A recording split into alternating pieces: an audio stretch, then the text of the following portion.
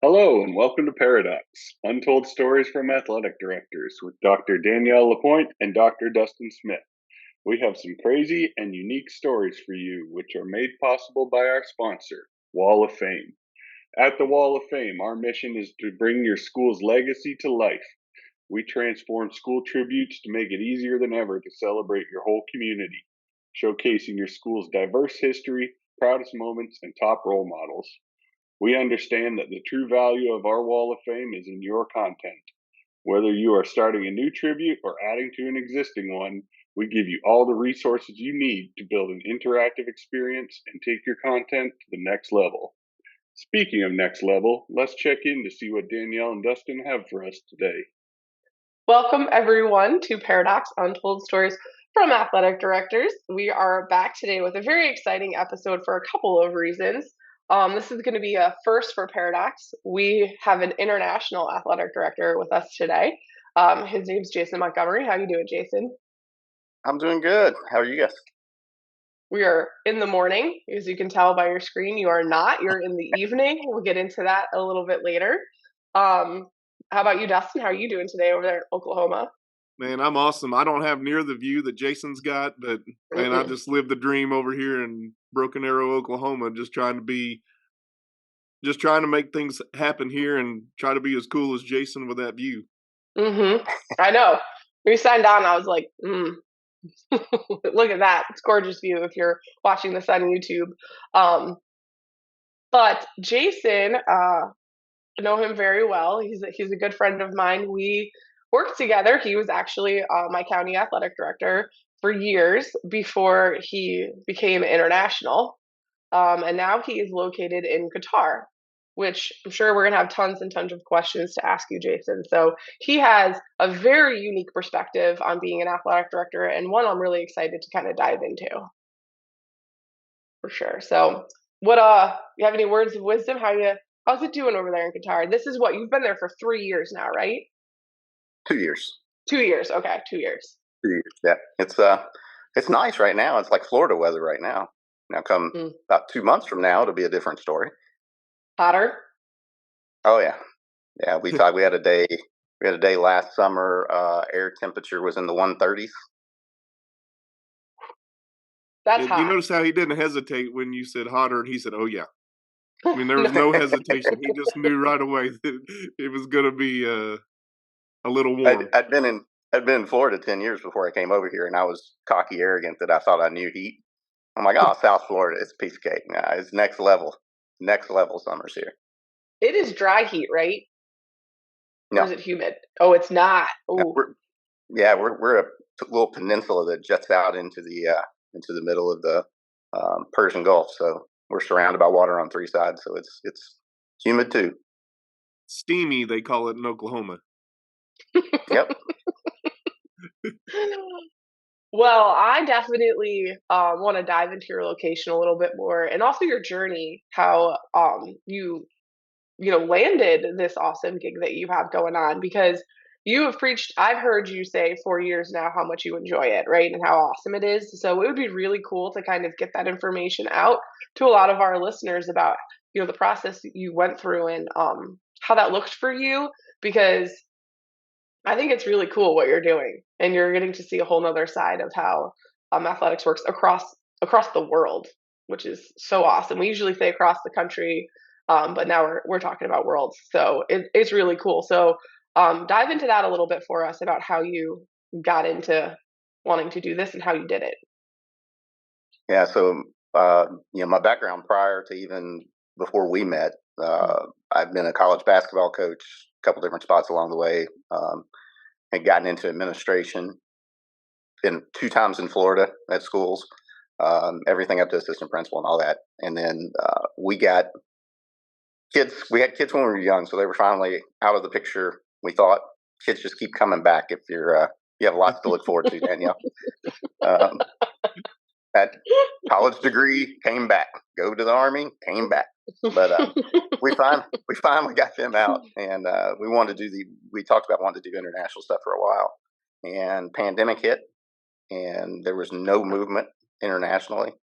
And then 2 years ago, we started applying for stuff, and Um, Literally, it was crazy. I joke with people. It's like trying to get a credit score, right? It's like I was a finalist for like 4 or 5 jobs, and every time they come back, like, you just had international experience. And I'm like, well, I can't get international experience till one of y'all hires me. Uh, and this was literally the last job I was going to try for 2 years ago and interview for, because it was kind of getting late in the year, and got offered this gig. Came over here. I can't say enough good things about doing the international thing. I mean, I think especially young teachers, coaches, administrators, that it's something that's very rarely on the radar, and it's just it's been such a cool experience. I mean, it's we've traveled to, I think, 13 different countries now in the last 18 months. Since we've been over here, because it's just so much easier to travel when you're on. You know, I have all of within 5 hours I can get to about anywhere in Central Europe, most of Africa, all of India, and a little bit of Southeast Asia. So it really opens up the swath of being able to do some stuff, and so that's where we've been, and it's been interesting. Qatar has challenges that are very different than an international job in, say, Germany or France would have. So I've been trying to navigate those things. It's been a good experience, though. I mean, I can't say enough good things about it. Well, Jason, just for those listeners that maybe don't even understand that process to try to become an international AD, can you talk about? I mean, you mentioned the interviews and that people said, "Hey, you had to have international experience," and now the NIAAA's got all these international courses and trying to get international certifications. Not trying to get; they've got international certifications. But what was that process like for you to be able to even put that on the radar? I mean, for some people, Florida would be international. That they're in the States. But how is that you're going to broaden that to get outside of the continental United States? What was that process or that thought process for you? No, I mean, the job is essentially the same. The challenges are just really different. The structures are a little bit different, and you have different types of schools. Like, your British schools approach sport totally different than your American international schools do. So that kind of plays into what the job looks like and how it goes. There's a couple of websites out there. A big one is called Search Associates, where most of the international schools will post their jobs, and it's a paid service, but it's a really good service. It's where I got this gig from, and I've been a part of some of their other stuff with it. So that's a good starting point. Another one is called TES.com. That has a huge database of jobs that are out there, and it varies widely. Mine is I'm over athletics, and we do everything from lower school all the way up through middle high school. I'm over our after school activities program. So, like, this term, we're running 40 some different after school programs.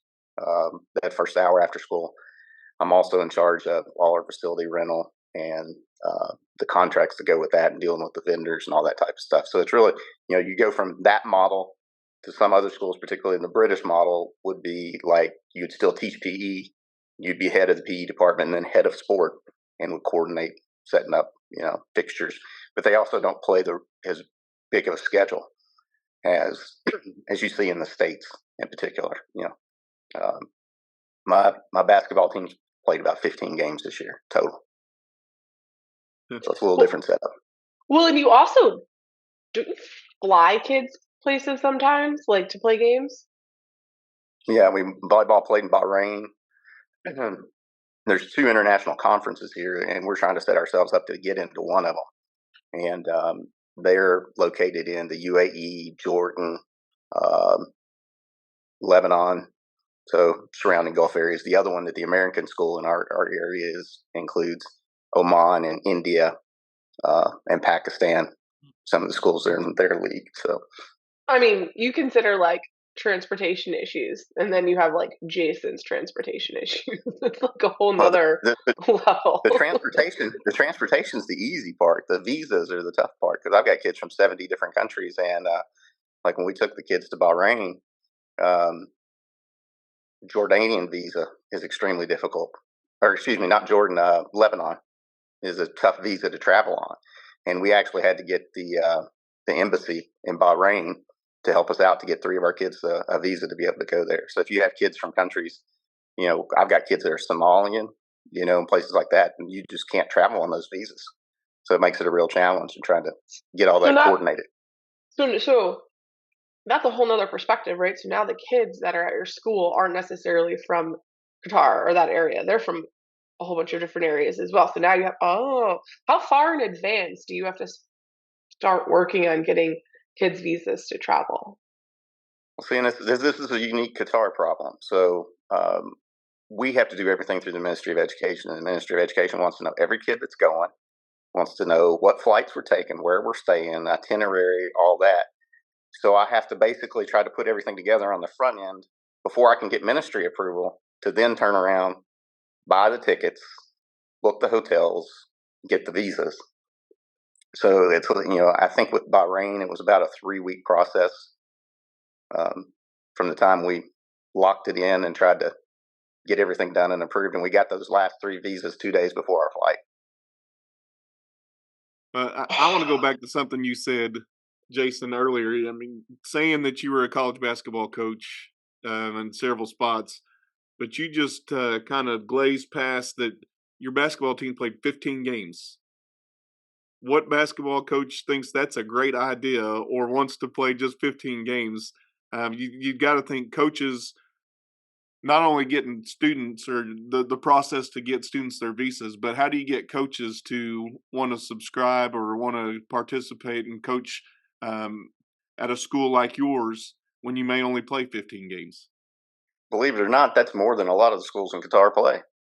I was We gonna have a say, local I league remember called talking to you, and that's like the norm there, right? Like that's not yeah, abnormal. we have a local league called Quest that does like U19, U16, that type of tournaments for middle high school. And it's absolutely horrible. We go to these things and you'll play 6 games in a day, but they're 8-minute, 8-minute halves running clock. So you're getting nothing out of it. It's almost like a jamboree type of format. And so I got together with the American school and another school, Qatar Academy Doha. They're our robust athletic schools. And we got 3 other schools with them. We formed a conference this year. And so we played like an actual regular season schedule, which we're the only ones. That league's the only one in Qatar that does that. And so that's how we got the games we got outside of our little league. And it is that. And part of what we did is we rewrote our job description for our PE people and put in a coaching component, bumped our stipend up a little bit that we do for it. And I've got a great coaching staff. I mean, my boys basketball coach played professionally in Azerbaijan. My girls basketball coach played on the Serbian national team. So I mean, I've got quality coaches, but it's just a different shift. I mean, it's in international schools like the British model. They'll practice maybe once or twice a week for an hour. They're not putting in the time where we were 4 or 5 days a week, more of an American model. I was gonna say that's what I was gonna highlight is I feel like the way Dustin and I think, and over the last couple of years of I've been talking to you, like my mind frame has definitely shifted a little bit, but like we have this American version of what sports look like in high school. And that does not at all relate to like kind of what you're what you're doing over there, what other Yeah. international schools are doing. And I just think that's super fascinating that like they're just different. I mean, you pointed that out immediately and it's, normal over Yeah, I there. mean, So I just think we get out of school at 2:30. We play our games at 3. Usually a boy girl doubleheader, so we're done by 6. And we work a Muslim work week here, so it's Sunday through Thursday. So on Thursdays, which is basically like Friday in the States, we hardly ever schedule anything on those days. because So people travel and go home or whatever. well, it's just I think the respect of a work life balance is a little bit better internationally than it is in the States.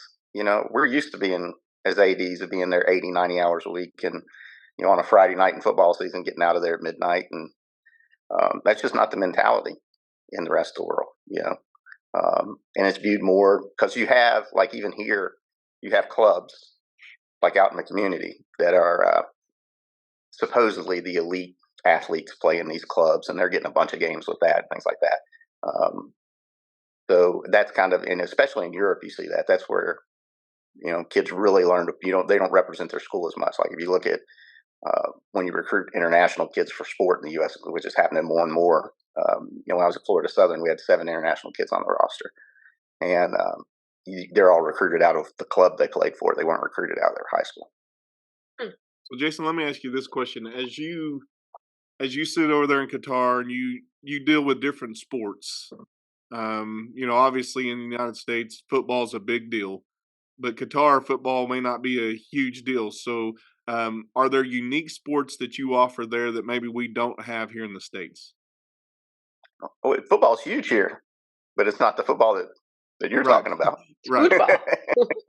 It's what the rest of the world calls football.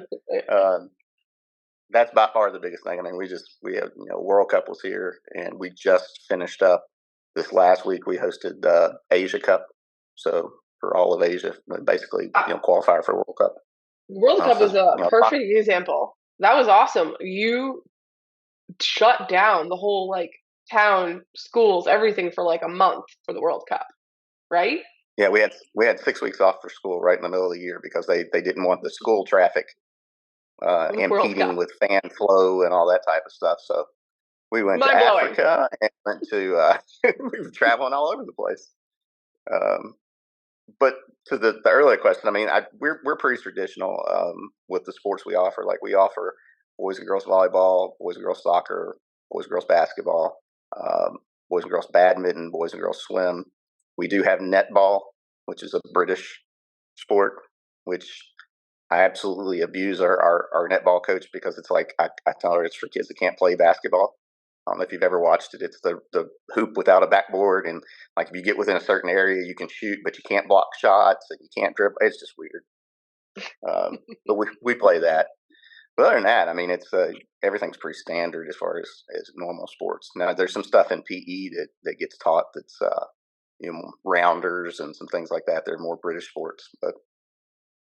So, what I always like to ask our guests, and I don't want to exclude you on this question, but what does the resume not tell us about who Jason Montgomery is? We've talked about your coaching background. We've talked about going international. I guess my question is, what do you like to do outside of being the AD? And you talk about the work-life balance that maybe is a better approach internationally than it is here in the States. What do you like to do outside of being the athletic administrator? My wife, we love to travel. My wife works remote in the States, so it makes it a little bit flexible. It's like, and that's the nice thing too, is our year is broken up where every 6 weeks or so we get a break of some sort, usually a week or so. And so we try to travel. And like I said, we've been to, I think it's 13 or 14 different countries in the last 18 months, everywhere from Iceland to the Maldives. So we've gone hot and cold and everything. And then when I'm in the States, because I don't have the opportunity to do it here, right before I got this job, I finished up my private pilot's license. So if I get a chance, when we go back to the States, I try to fly and do that when I can to try to just get some time in. So you talk about elite level hot, and you've done cold and elite level hot. What's your preference? Obviously, in Qatar, you just got to wear it.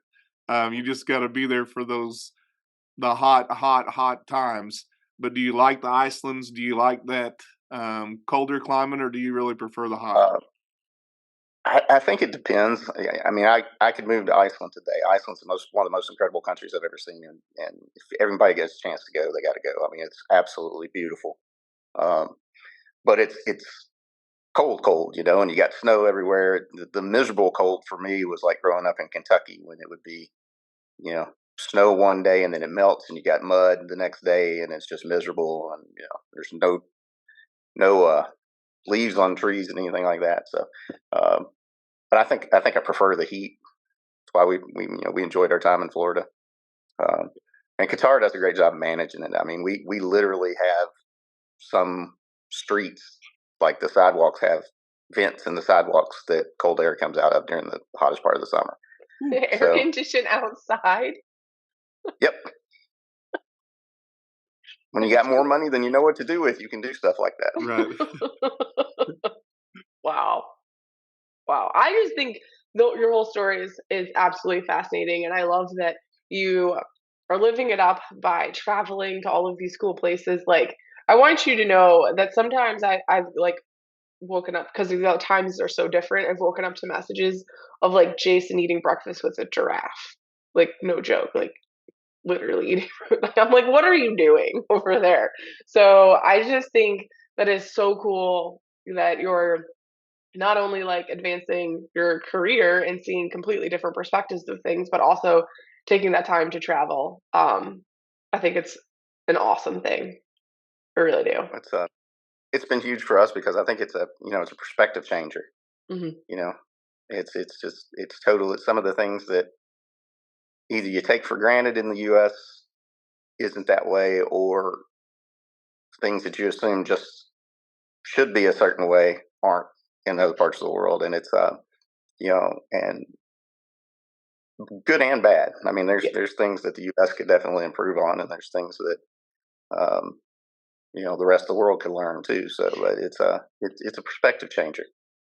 The other part that I think is really interesting, and correct me if I'm wrong on this, because I'm just, re-saying what you've told me, Jason, is like the job contracts are different over there, Dustin. It's like 2 and 3 year contracts, right? Or something along those lines.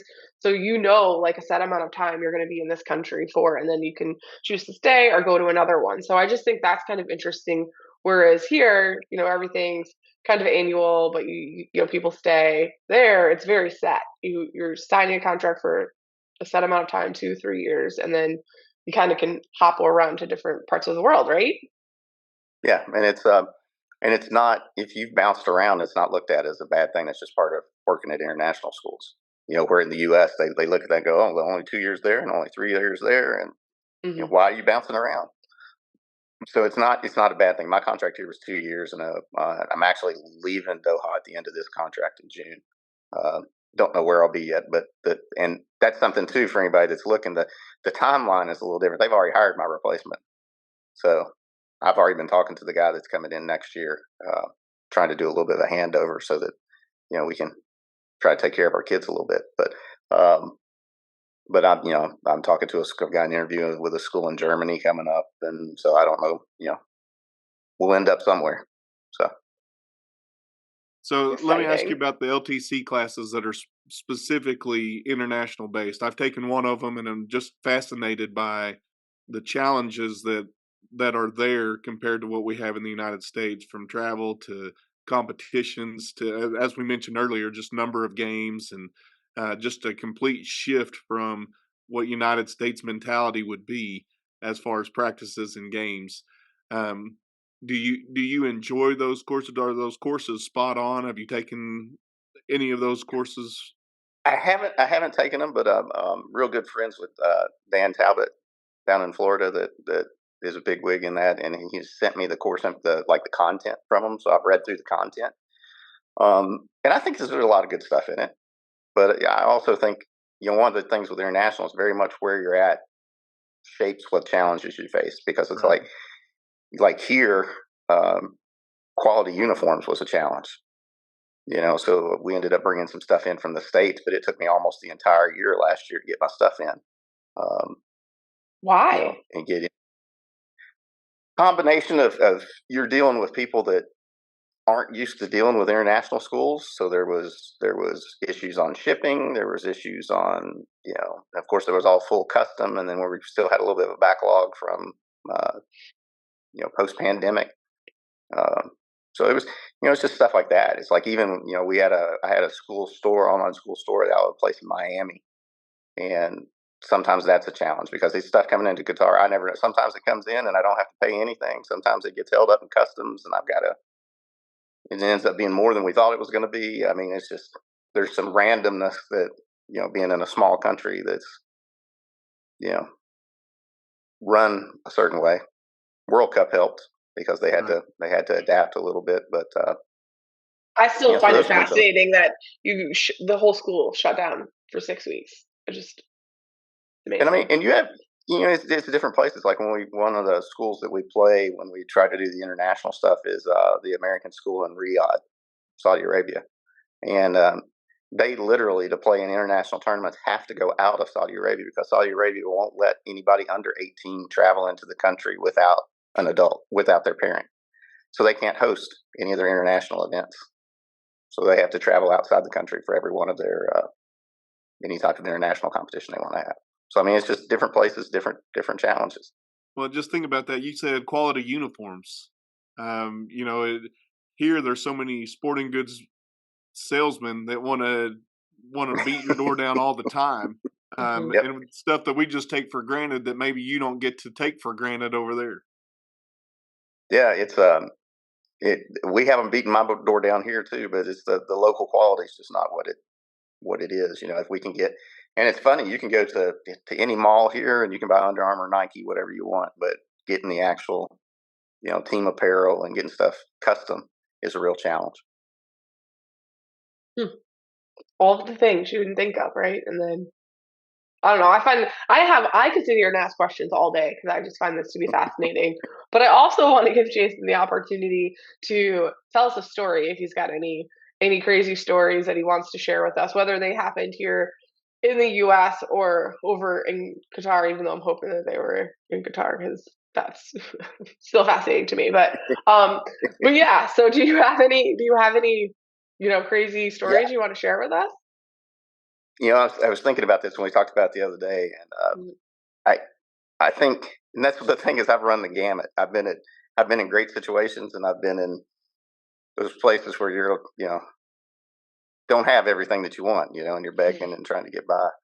And probably the worst one of those I had was St. Catherine College in Kentucky back early on in my career. At one point there, I was the women's basketball coach, softball coach, and athletic director all at the same time. Mm. Um, and we were in JCAA, JUCO. Played in a conference in Tennessee, but it was a private school, so I kid you not, I would have to go down during dead balls and jiggle the cord on the shot clocks that were on the floor to make them come back on because somebody had bumped them walking by. It's that kind of an operation, right? Uh, changing lights in the I've gym, painting it in the summer. I've been So there. so yeah, it's a so probably the craziest thing that I was a part of there. We were playing basketball doubleheader against Jackson State out of Tennessee, and Jackson State was one of the they had literally had a guy on their roster that had just got out of prison. I kid you not. They signed him straight out of, walks out of prison, sign your letter of intent. Here you go. So they come to our place. What was he in prison When, for? I don't remember, to be honest with you. Okay, okay. Did they I did just they know list it? they were like, he walked in. He was a big boy too. They walked in. They're like, that's the dude, man. That's the one right there. 24, just got parole, and they got and so the setup of the gym was you had a stage down on the far end of the gym, like so many old gyms used to have. The baseball team would always set up on the stage, and women's game went fine. Get done with the women's game. I did color on the radio for the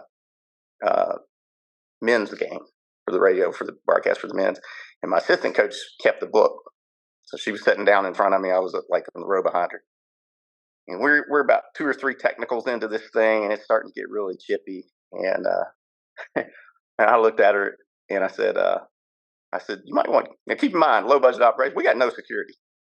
There's nobody there. We're it. You're the security. Yep. And I told her, her name was Lena. I said, Lena, I said, let somebody else get the book for me. You need to go call the cops. Get somebody here because this might get out of hand. It wasn't 2 minutes later after she'd left. Kid gets two texts, gets tossed for Jackson State. And the way the setup was, the gym had that stage. There were stairwells beside it that went downstairs to where the locker rooms were. Baseball team's wearing this kid out. He goes out like he's going to the locker room. But instead of going to the locker room, he goes up on the stage and spits on one of the baseball players. Next thing you know, it goes absolutely nuts. I've got, I took a folded metal chair away from one of the players. I mean, it was crazy. They smashed up. They smashed up like they destroyed the locker room. There was like a series of trophy cases. They smashed all those on the way up. We had like the state police there, the local police there to get everything under control. Broke up. And my favorite part, and I mean, this was a circus. We're trying to get Jackson State on the bus. Police are all out there, and this is Springfield, Kentucky, which is tiny, tiny. Like if you got pizza delivered. They didn't even come all the way into town. You had to meet them at like the dollar store parking lot and get pizza from the neighboring town. That's the kind of town we're talking about. Next thing you know, these local kids that, there was a decent little crowd at the game. These local kids are driving through the parking lot and they're like, West Side, West Side. And I'm like, West Side of what? I mean, it's the one thing that was just like stuck out. The dollar store. West Side of the. I'm like, we got one stoplight. I'm like, you're more likely to have a drive-by, hay baling incident than you are any kind of a thing, I mean, you can relate, Coach, being out in some of the rural parts of Oklahoma the same way. No question.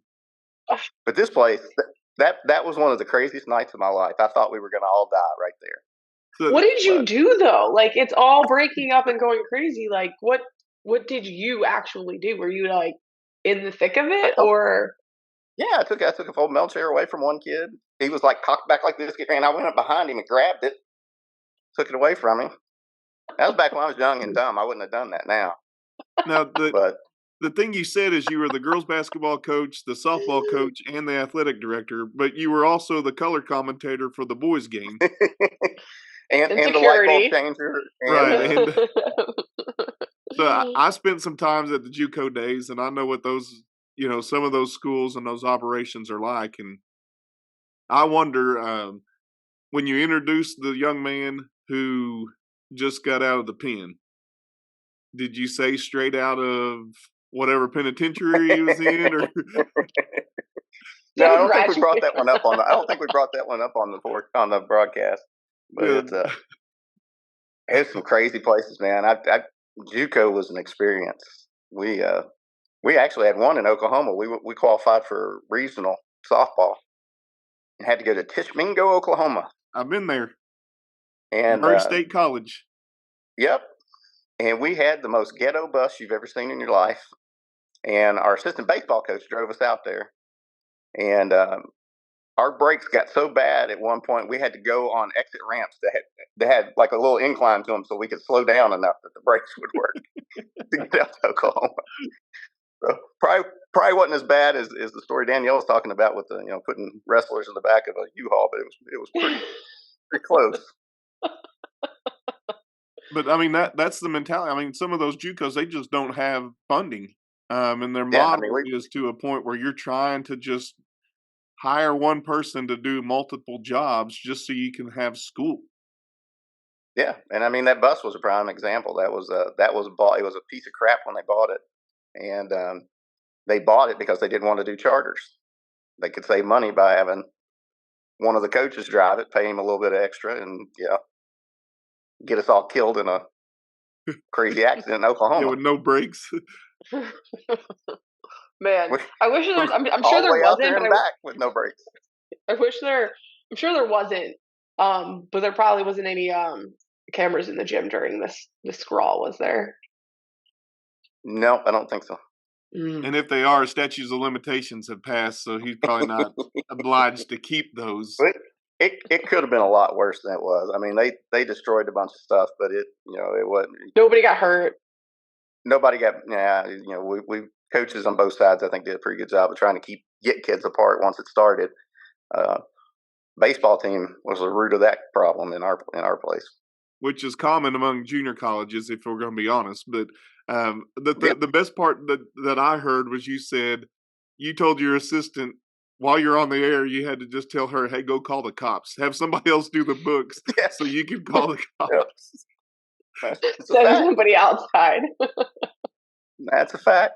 And I forget what they did for security after that. I think they hired like one old guy that wore like a little jacket that said security, and he just stood at the end of the gym for the rest of the year. But was going to be no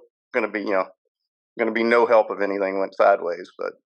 But just think about that thought process though for you, Jason, to say, "Hey, I'm going to get her out of harm's way," because this could get real crazy, and it's a way that, and maybe you didn't have any other option, but it looked to me like, hey, this was your best option, but you're also not sure how this thing's going to transpire, but it gets her out of harm's way too. Yeah, I feel like you're giving Jason too much credit on that one. He was like, go call the cops. He didn't think about that. She was right there. She was my assistant. Then get back in here and help me break this up.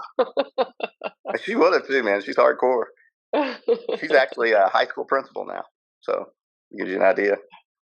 Yeah, but that's exactly why we created this podcast, because they don't teach you when you're in school. You know, this is what you have to do. You know, when things are getting dicey and you're the only one there, like, what do you do, right? This is the stuff you kind of learn on the fly and gain confidence. So we kind of like to share these stories so people can become prepared when they actually happen to them, because that's Yeah, I think that not a good time. it's one of those things that you'll never fail to be amazed at what somebody will do. There's always another story, and there's always, and when you're at places like St. Catherine was for me, um, you see some crazy stuff because it's a different level, and it's a different, the lack of resources, you know. Yeah. And some of those schools at that level too, they'll recruit a different kind of kid. They don't, because it's JUCO. They're trying to win. I mean, look at all the Netflix shows you can watch on JUCO sports right now, right? Well, I think the crazy thing is, I mean, Jason, your life to me seems to be about taking stuff to the next level. Whether that's heat, whether that's the JUCO level, and just saying, okay. Now, my thought process, looking back on it now, did you have an eye on the gentleman who had just gotten out of prison during this? Yeah, I mean, you were aware, because I mean, you figure a guy that's been through all that, but it's I don't know if Jackson, Tennessee is very close to the Memphis area anyway, so you're dealing with they were recruiting a lot of Memphis kids that were coming out of inner city Memphis, so they had kids that had some street smarts, and Played they've been rough. through they've been through a lot already. So and we had a few of those too, but they were they weren't Memphis kids, but. And that's the dynamic I think that was going through my head when all that was talking about, is we had kids that I knew would fight if the situation reached that. So it's trying to get the situation there under control before it got completely out of control. Mm-hmm. And thank God cops got there when they did. If we hadn't made that phone call 2-3 minutes earlier, we would have. It could have potentially gotten real bad. Well, you mentioned small towns, and usually junior colleges are in smaller towns, which makes it funny to me that they said West Side, because like in Tishomingo, West Side is also East Side, North Side, and South Side. It's all the same spot, but just their confidence is so much different, I guess, in that rural area. But just a point of, I guess, just to culture Danielle a little bit. Do you know what's significant about Tishomingo, Oklahoma now? No, we don't. What? Everything was going well, and then you just have to come at me for no reason. I didn't even bring up that you live in like Arkansas, like in the middle of nowhere, these small towns. You know what's going on. I know you do. Yeah, but I'm just saying Tishomingo is the home of Blake Shelton. Do you know who Blake Shelton is? Yes, I know who Blake Shelton is. Okay, Do I know where he was born? No. He's not born there. He just lives there. He was born in Ada, Oklahoma, but he lives in Tishomingo. No, I don't know any of these things. Which actually correlates to Jason's story, because he went to Tishomingo, Oklahoma. So it ties all in. Wow, how your brain works. Special. Educational podcast. We're trying to make sure. Oh my God. You know what genre Blake sings? Yeah, he's country. I got you on that one. Okay. Same as some guy named Charlie Pride, right? Yeah, right. There like it is. Got it in there. Another little tidbit. Do you know who he's married to? Actually, I think I do. But I don't like this game. I want this game to end. I don't like it.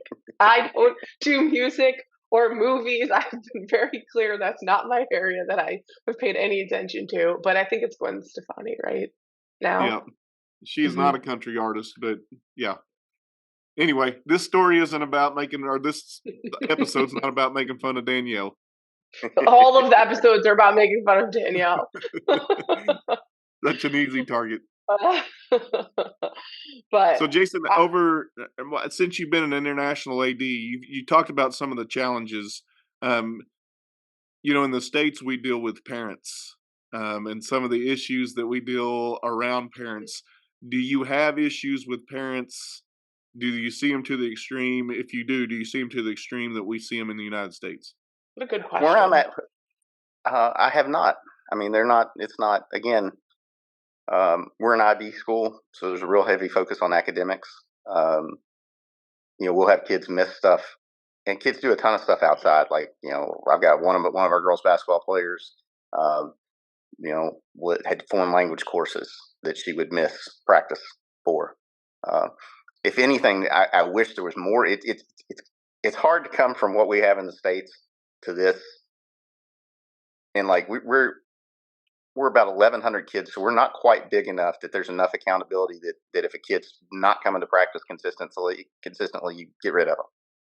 So we have a little bit of a problem with that, and the parents aren't pushing the kids to be there every single day. So it's kind of a flip, you know. They want quality stuff. They want quality after school programs and things like that. But I've not had that. I've never had a crazy mom come to me or dad come to me and complain about playing time or anything like that. Do the parents? You said that like you had a whole bunch of kids from different countries. So are the parents like here with the kids, or are the kids here like is it like a boarding type of situation? No, we're a day school, so they all live here. You got to remember, Qatar is huge. Well, about 80% of the population in Qatar are expats. So, huge chunk of the population is either here for the oil and gas industry, which is where you get a lot of your Americans and Europeans and stuff like that. And then you also get quite a few in the service industries and stuff like that are Southeast Asia, India, Sri Lanka, down that way. So, and it's different with cultures. Like the Southeast Asian are so respectful. They wouldn't dare come and complain about playing time or anything like that. So it's some of it is the culture from the parents too. I have a random question with nothing to do with athletics, but what about the food? Is the food different? Like, is there foods there that you really enjoy that you never had here? I mean, the food here is incredible because of all those nationalities. You can get anything you want. Like, you can get authentic, Iranian kebabs, or you can get, anything in the Middle Eastern range of stuff. And then, like I said, we have a huge Indian population. So if you want great, authentic Indian, you can get it. And then we've got McDonald's, and we had Papa John's yesterday for lunch. So, some of the same stuff. Interesting. So I'm going to ask you a question just based upon how did you get your wife to sign up to say, hey, we're going to go international? And now you sit here 2 months after or 2 years after you've done this and you don't know where you're going next. How are those conversations with your spouse? Obviously, got to be supportive. I get that. But at what point do you just say, okay, this got really, real, really quick? She's way better at it than me. She's the better half. She's been incredible. Like right now, I freak out daily, and what it comes down to is like the job. Daily.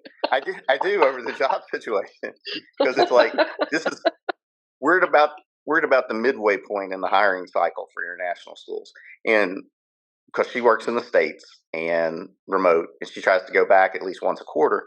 Last time we went back, because we did connecting flights and trying to save a little bit of money, it was 24 hours from start to stop to get into our kids' place in Tampa. So if the idea was we'll try to find something in Europe a little bit closer, 8-hour direct flight, blah, blah, blah. But for some reason this year, there just hasn't been many AD jobs coming open, over that way. There's a couple now that I've put in for, but,